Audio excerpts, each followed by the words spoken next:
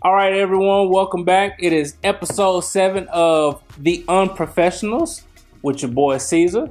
And your boy Slim, and we're back again. And it's time for us to do a few things. Won't hold you very long like Easter Sunday, but we do want to make sure that we put a bow on a couple of things. We'll talk a little bit about the finals. And of course, in Durant. And then we're going to talk about the upcoming NBA draft. Yeah, we'll touch on that just a little bit. And then definitely have some word of caution as it relates to Conor McGregor, and Floyd Money Mayweather. Yeah, put your dukes up, not your ducats. Don't do it. Don't do it. So let's get started with the draft. I want to start by saying, without a doubt, I was absolutely right. Golden State 5. That prediction was so solid. I got laughed out. He said draft. He meant finals. But go ahead. That's all right. That's what I meant. He did say 5. And I'm going to tell y'all, I'm going to be honest with you. We got good chemistry. He didn't rub it in. I didn't get no random phone calls, text messages from him saying, oh, I'm going to bust you up when we record. Nothing like that. But very much so 5 games. Right. And the point is that you want to be objective. Right. We're a show that wants to pride ourselves on being objective, calling like we see it. And trust me, I was rooting for LeBron. I think there's a lot of anti-LeBron hate. I wanted to see him actually win another ring. But the proof was in the pudding. And when you take a team that won 73 wins, by the way, this team was not the same team that won 73 wins last year. Adding Kevin Durant made them better because, as we saw, there wasn't Harrison Barnes going 0 for forever from the three-point line. And the defense that needed to be played, particularly against the Cavs, was not one that required a bulky 7-footer. Right. So when you add a 7-footer who can shoot threes, who actually improved his level of defense. He did. And showed himself to be the best player on a team that complemented his skill set, then you have a 4-1 gentleman sweep in the finals. Shout out to Golden State. We talk all day about a super team. The reality is that Kevin Durant is the only free agent who has been added to the squad. Everybody else built through the draft. Absolutely. Pick 7, pick 11, pick 44, I believe is what was screened from the ceremony, the celebration. Shout out to Draymond with the quickie shirt. That was pretty funny. Awesome. Yeah, that's cool. But I mean, it was a at least from what I thought, it went exactly how I was expected to go. So, of course, I'm not one to sit up here and hang my hat and gripe and stay sulking over my predictions, whether they're wrong, right, or otherwise. My fallacy was I hung my hat on my prediction with a conspiracy theory. And at the time, I didn't think as much of it being a conspiracy theory as it was until after really like games 1 and 2. I started to worry, but then especially after game 3, I said, man, wait a minute.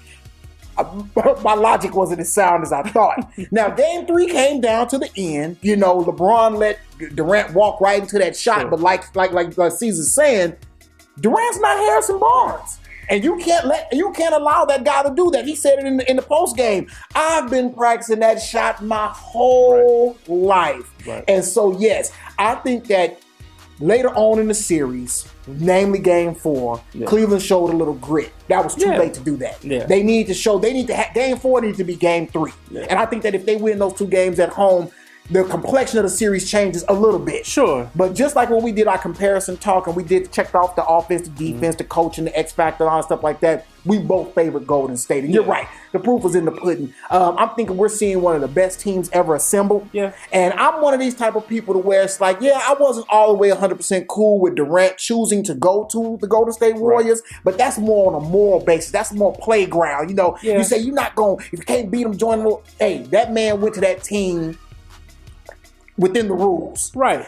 Players have always fought for more power in free agency as far as a collective bargain is concerned. He went there, they get a team. And the one thing I will say, and I do agree with you 110%, the Golden State Warriors have built that team through the draft. Not only do they have excellent players, excellent play, but they also have excellent strategy and they have excellent draft history, especially in the last 5-6 years. And the last thing I want to say kind of pertaining to that is that if you go look at what kind of money they have, where did it go? They really only have 2 people under contract. It's 3 with Patrick McCaw, but the 2 main pieces is Klay Thompson and Draymond. They have to re-sign Kevin and Curry, but they're not going anywhere. Right. And they still have boo-cool money to play with to fill out that bench. And if you bringing back players like Livingston, Iguodala at lower prices and stuff like that, or manageable prices, not only are they excellent playing on the court, but the front office has done a great job too. Yeah, and I think that'll be a big question.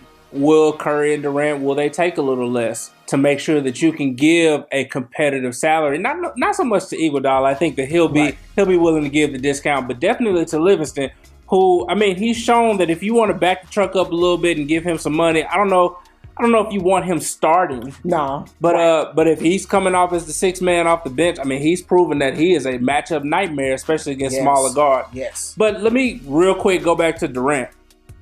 There is no other industry, no other area in life where we would openly ridicule a person who obviously is being measured as a great player. We would never say, "Oh no, Kevin, don't go to a better team that's going to be better for you, better for your situation, better for your life off the court." Don't do that. Stay in a place where you know for a fact you're not going to be able to win. That's all y'all want about, they was up 3-1 and they had a chance to beat Golden State and they was right on the precipice and all this other kind of stuff. The reality is this. When you have a guy who is not a LeBron James type of superstar, but is still a good basketball player, he is a great player. But when he's not a franchise guy, which I've said many a times, he's not a guy that you want to build around. But when he can come in and be the piece that you need to make you super formidable, man, you take that move every single time. I will not ever judge Kevin Durant for making that decision.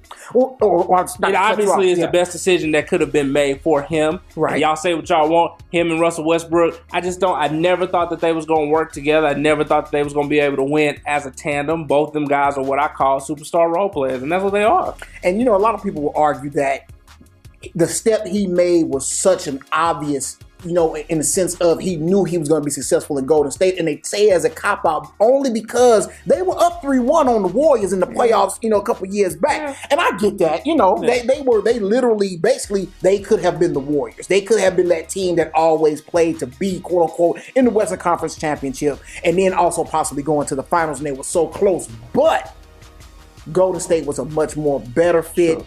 Or should I say a more better fit? That doesn't sound right. Yeah, it's a better fit. And it definitely, if you are able to add to a chemistry, a team, a construct, and then go from just being perennially good to where you can be an all-time great unit, go ahead and make that happen. Right. I don't have a problem with that. I really don't. Yeah, and at the end of the day, Kevin Durant's going to be measured against LeBron. He's going to be measured against the Magics, against the Michaels, whether you believe that they're just as good as those guys or not. Right. As a great player, when it comes down to it, you're measured against other great players with the number of rings that you have.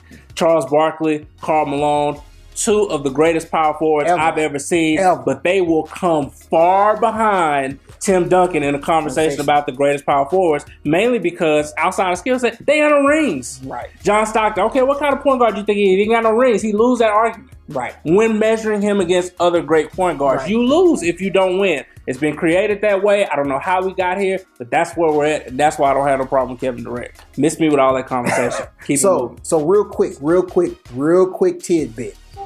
If we have Kevin Durant on this team now stacked to the point to where we're looking at the Golden State Warriors possibly being inside of the finals for the next coming years. Yeah. Does that force LeBron James to make a move? We still talking about LeBron James? Well, the only reason I'm not just saying because some people may not believe it because for me, it's a numbers thing. Because the way that the contracts and stuff are set up with Cleveland, like that, all those accolades I was giving the Golden State about having great numbers and money and contracts, Cleveland is the exact opposite. They're over the salary cap and their players are locked in and there's no movement or anything that can happen like that. Yeah, and I guess on some level you say, man, LeBron's got to do something. Right. But I'll give a shout out to my man, On My Cool J. The reality is, and I've heard it everywhere else said, the only way you're going to beat this team is you got to outscore them. talking about Golden State. The only way you're going to beat them is you got to outscore them. No need to be trying to play defense. So, yeah, stack the assets that you can to make sure that you can get the scoring that you need. There you go. So, I expect a move coming. I don't know. He can come to San Antonio if he wants to. I don't know. Kevin Love.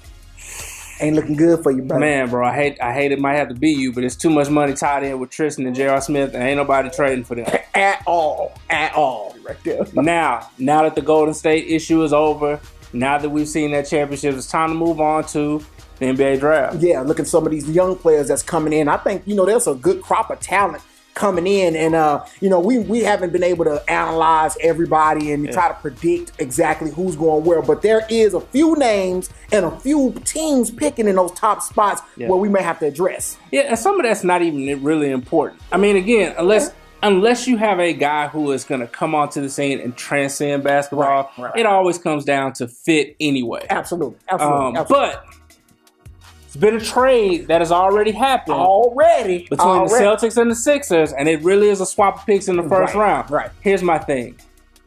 Danny Ainge, you have the opportunity to become, you could be, after this draft, on Jerry West status. He could. He could. You've been holding on to these cards for so long. Mm-hmm. Everybody said jump. You said, nah, I'm good. Everybody said, oh, move this player, get this player. Nah, I'm good. Now you have a chance to really solidify who you are as a general manager. And I think he's been doing a good job. Right. Trading this pick and getting the third pick, it'll allow Philly to pick folks. Right. But what does that mean for Boston? I heard today that this means that they're trying to position themselves to get Jimmy Butler. I heard that, yes. And I was like, okay, I see it. But then I also heard, because they planning on adding Jimmy Butler and then signing Gordon Hayward. Danny Ainge. You trying to relive this Celtics glory? Bro, did that 30 for 30 get you hyped? It got him hyped. It got him pumped up. Man, if he's able to pull that off, that would be almost a modern heist of the century. Because now we're talking about some of the things that Cleveland was not able to do that they might be able to do when facing Golden State. We just talked about. You add Jimmy Buckets on the wing, you get Gordon Hayward, and I'm not finna sit here and say that Gordon Hayward is a defender by any stretch. Right. But you add him with Isaiah and what he can do. You still got Avery Bradley on the squad. Crowder would still be there. What you do is you add length and athleticism to the wing to where now your best offensive players don't have to guard Durant. They don't have to guard Clay. They don't necessarily have to deal with Steph. That could be a gigantic problem, A, for LeBron in the East, for sure, and then possibly for Golden State. And then you talk about adding the caliber of player like a Jimmy Butler and a Gordon Hayward. You're talking about increasing just the overall talent on the team that you're adding to a quote-unquote MVP candidate in Isaiah Thomas. And then you have the defensive stalwart in Avery Bradley. And everybody didn't realize how good Avery Bradley was. And then you take that under the coaching of Brad Stevens, and you have a nice little pot in chemistry, right up off in there. Now, I know a lot of people also got high up on the Kansas Jayhawks forward Josh Jackson. So even if they're not able to pull off that heist and say they sign somebody a free agent and draft Jackson, he's also somebody that they're also putting as a defensive, long, lengthy guy on the wing. So that could work out really well. But like you said, Fultz going to Philadelphia. Yeah, you got him, you got Ben Simmons, you got Embiid. Now, they may be looking like the pre-Mr. Glass all-rookie team, but if you could able to put Simmons, and you saw what Joel Embiid was able to do, and then you get an all-purpose backcourt general like Fultz, and you put that on, you talk about young talent. I won't talk about solidified proven talent, but you talk about young talent. That core is nasty, and as weak as the East is, yeah, we could be talking about playoffs. I'm going to say this, though, just real quick about Embiid. I'm worried about Embiid's feet. Y'all, dude, super talented. I don't know how long he going to play. Okay, watch this. Caesar, where you from? From Houston. Houston, Texas? That's right. What professional basketball team is in Houston? The Rockets. The Rockets. We've been over that before. Y'all had one Yao Ming Yeah. And what kind of problems did he have? Yeah, feet problem. And it's no joke when you're a big man and you have feet problem. And we see how his career got cut short. Because I'm going to tell you right now, Yao Ming, I don't know if I would put him on my team, but there was a point in time where Yao Ming's medium range jumper was unstoppable. Yeah, he hit free throws and he could operate from the low block. And I mean, at 7 foot forward. Efficient. He couldn't be defended. It was nothing you could do about it. And if Joel Embiid is going to have foot problems and they're going to be persistent like this, that's going to be a problem for Philly. He talking about trusting the process. You better find the right process to get them feet right. You better go to them little Asian ladies at the nail shop, let them put your feet in a little warm water, do something. Because you got to get that right, buddy, because y'all have all the potential in the world. And you better stop shooting jumpers in the gym with no shoes on when you're supposed to be rested. When you're Joel supposed to be, yes. But going back to the draft, I think that is to look out for. It's going to be busy. Paul George. He came out and said, "Hey, Indiana, I'm out." So you can see that affect some of the draft things that happen, or just see where he ends up. Larry Bird left. To me, was an indication that Paul George was leaving. They probably had a conversation about that. Here's the thing. Paul George, again, I like Paul George, think he got game. I had no issue. You trying to build around Paul George, you already lost. Paul George is a guy that you come in to be a piece, a super good piece, but he's a piece. Ain't no building around Paul George. It's just not going to happen. But if you say, man, we got Paul George, we're going to put together, these other people may use him to attract other guys. Don't you want to play with Paul George? You just turned 27. Okay, now we're talking about something. But if you need him to carry him, I don't care what the commercials say. Boy still ain't hitting no big-time shot in no big-time moment. And as good as he is. It will not be ball game. He's not that guy. But I do like that he came out. Again, I want to hear these people. When they hear a Jimmy Butler and a Gordon Hayward, I want to hear y'all that slam Durant talking about, man, they went to a team that won the East. I just want to hear it. I don't care if it ain't the exact same. I just want to hear y'all talk about that and how watered down basketball is. I really need y'all to go back and watch some of these great teams. I need y'all to go back to the early 2000s and remember Shaq and Kobe, how they dominated the league. And if it wasn't for the fact that they decided they could no longer coexist, could have been looking at a longer run where the NBA was quote-unquote one-sided. We just saw the 30 for 30 in the 80s. Just saw the 30 for 30. You got the Sixers and the Rockets who made appearances in the finals during that stretch, and the Pistons. But other than them, Lakers, Celtics. That's it. And I'm just saying. And they pulled off heist. When you talk about getting people on their team, Lakers trading to get Worthy at number 1.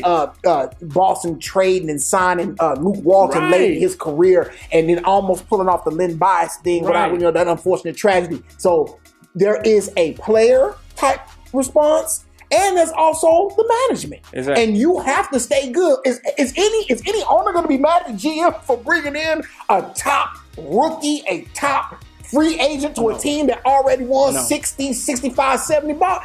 Absolutely not. And if you were the GM, we're a couple of armchair executives, we would do it early, without question, without hesitation. Exactly. And if you're a fan of the team, guess what you do? You sit there and be like, I mean, man, what you want them to do? They got. I can't kick them off. What you want them to do? Man, I can't. I ain't hearing you talk about, they paid for a championship. Man, stop that foolishness. Stop the foolishness. Last thing about the draft. Yeah. Are the Lakers prepared to pass on Lonzo Ball, or do they need to take him at number 2? Because that seems to be the only consistent thing right now. Do the Lakers take Lonzo Ball at number 2? And if they don't take him, is that a mistake? Well, I'm going to stick with what I said earlier. Lonzo Ball looks like a legitimate point guard talent. True. I hear the voices in the back saying, man, I don't know if he's going to get that shot off in the NBA. I don't know. I mean, look, I don't know about that. He might not. Right. But the boy looked legit when I seen him. Right. Now, I'm not finna deny that Fox tore him up. Oh, Fox in the tournament. Business. And we talking about one of the fastest guys with a basketball that we've seen in a long time. He ain't work on his jumper too. Yeah. But I'm not going to argue with somebody who's like, man, I don't know. They might want to pass on Ball and get Fox. The Jackson boy, Tatum. Look, again, just names that you. So would it be a mistake? Not necessarily. I think the only thing that people really harping on is the fact that he's a UCLA. He's an LA guy. Right. I don't know how many fans that translates to. Right. I think if you're Magic, though, man, you got to do what's going to be best for the right now. Right. I'm more concerned with if you draft Lonzo Ball, which I'm not gonna hate. What you doing with Russell?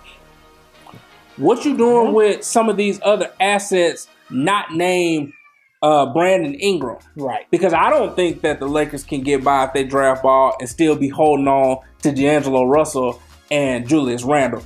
Those seem to be the two marketable pieces that you can trade. And whatever, get rid of them. I don't want to hear you trade, like, especially if it comes down to Paul George or somebody like that. Keep talking about. I don't want to hear you trading Zubac. Right. I don't want to hear you trading about Larry Nance. Right. Because those guys, they're not going to command the ball, and they're going to get out there and they're going to give you that dirty, that hustle points. Right. That they're going to give you the stuff that Randall and Russell ain't giving you right now. Right. And those guys are good players. But if you're trying to make a splash, keep the 2 pick and then make a splash in free agency. True. Trade Russell, trade Randall. True. Get them out of here. True. So, I mean, I don't think it's a mistake if they pass on Ball, but you got to have a plan beyond Ball, whether you stay or draft him, whoever you take in number 2. So. Absolutely. Yeah, I mean, I think it'd be cool. I think they would be a little bit remiss or foolish to not take him at number 2, only because in the short time, if you're not getting the exact deal and player that you want, then you need to quote unquote plan for the future. When the news came out about Paul George leaving, they for sure said that, well, we're not going to trade anything to Cleveland because we'll basically literally be giving that man that's going to win. So if they're willing to see where he ends up and then possibly still have a chance at him the following summer, they'll do that. So I don't want to see none of that other young good talent. Now that's what the argument may be. Some people may say, well, Russell and Randall is who we need to keep, and the other pieces are expendable. And then there's other people like you, I trust you, that have the people that are there that are good and great pieces for any team, and let everybody deal with that other flash or whatever. Because I even heard even stuff about Russell being moved to the 2 and stuff like that. I mean, you know, that's why playing on 2. I mean, look. I'm not, and hear me, okay? Understand. Julius Randle is better than Larry Nance. D'Angelo Russell is better than Jordan Clarkson, and right now is better than Lonzo Ball. But as we've learned from watching these Warriors, and even to the degree watching the Cleveland Cavaliers, it's about how do the pieces fit in the puzzle. And if the pieces fit in the puzzle, that's what you roll with.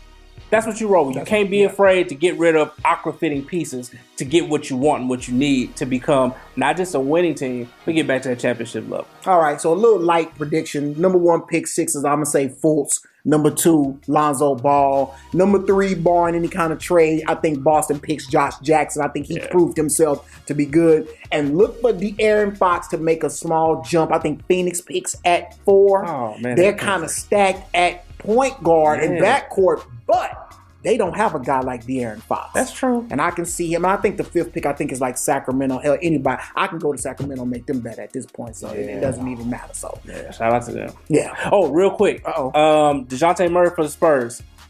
Spurs brass. Make him the starter. Make him the starter. Done. In the conversation. Make him the starter. He gonna be working out with Kawhi too this summer. Make him the starter. And I mean, you know, if they don't get Chris Paul or anything like that, make him the starter. Right. If you're not adding a premier point guard, make him the starter. Chris Paul ain't passing no $50 million. No, he's not gonna do it. That's we said that. Not to become second place. So what we got now? We got the knuckle for your buck, knuckle time. Yeah, now it's time for that fight that everybody's talking about. Mayweather Macgregor. Mayweather Macgregor. It even sounds almost. It sounds ludicrous coming out your mouth. Now look, I'm not finna sit up here and try to pretend like I'm the biggest Floyd Mayweather fan, because I'm not. I love Floyd. I've been begging for Floyd Mayweather to get knocked out for a long time, but it's one of those things where I respect the heck out of him as a boxer. He is a defensive tactician, and Floyd's gonna take you to school every time you get in the ring with him. Still want him to get knocked out though. Come on, man. I can tell you who's not gonna be knocking him out. One Colin McGregor. It's not gonna happen. In fact, here's a little piece of advice. You don't hear nothing else in this episode. Hear this. Do not waste your money buying this fight, because everything that you're gonna want to see, you're gonna get to see for free. Pre-fight stuff, the news conference, the face-off, all that stuff you're going to get for free. You can even watch that playback on ESPN. And what you don't need to do is be the only fool in your social circle spending $70, $75 to watch this fight. They going to jack it up. They going to jack up. Don't do it.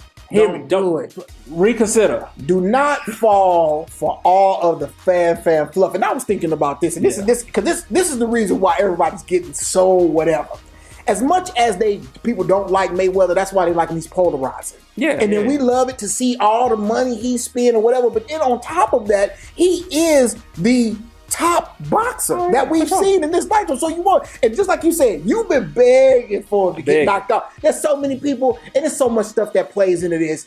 Flash, fame, race. People want him to want to see him get knocked out, all whatever. They don't respect him well. So now what they say, now, if we was in the schoolyard, we want to see the two bad A's get in there and scrap it up. Right. Because then it don't matter if you're in the 7th grade, 6th grade, 11th grade, if you think you can fight, because there could be somebody that's just as big, just fell up. But see, in boxing, there's weight, there's experience, there's reach, there's size, there's training, there's, like I said, experience, there's all those things. Macgregor, he might have, other than being a bad behind, that's what y'all want to see.